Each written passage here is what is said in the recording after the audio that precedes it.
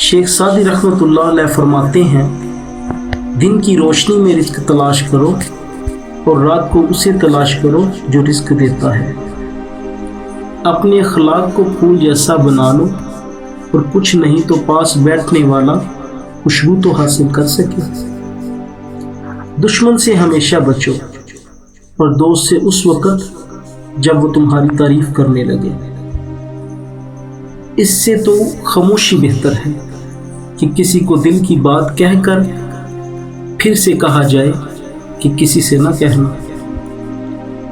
دوست وہ ہے جو دوست کا ہاتھ اس کی پریشانی اور تنگی میں پکڑتا ہے۔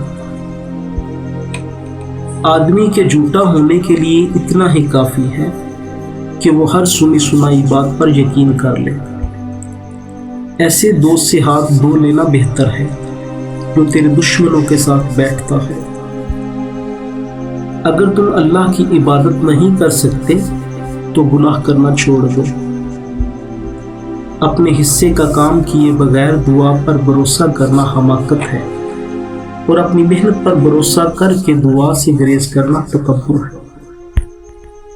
اختلافات پر صبر کرنا اور دوسروں کو برداشت کرنا ہی اخلاق ہے۔ آسماں پر نگاہ ضرور رکھو، مگر یہ مت بھولو کہ پاؤں زمین پر ہی رکھے جاتے ہیں۔ نااہل کی تربیت کرنا گنبد پر اخروٹ رکھنے کی مانند ہے۔ جاہلوں کا طریقہ یہ ہے کہ جب ان کی دلیل مقابل کی آگے نہیں چلتی تو وہ لڑنا شروع کر دیتے ہیں۔ رزق کی کمی میں اور زیادتی دونوں ہی برائی کی طرف لے جاتی ہیں۔ عقل مند اور بے وقوفوں میں کچھ نہ کچھ عیب ضرور ہوتا ہے۔ عقل مند اپنے عیب خود دیکھ لیتا ہے اور بے وقوفوں کا عیب دنیا دیکھتی ہے۔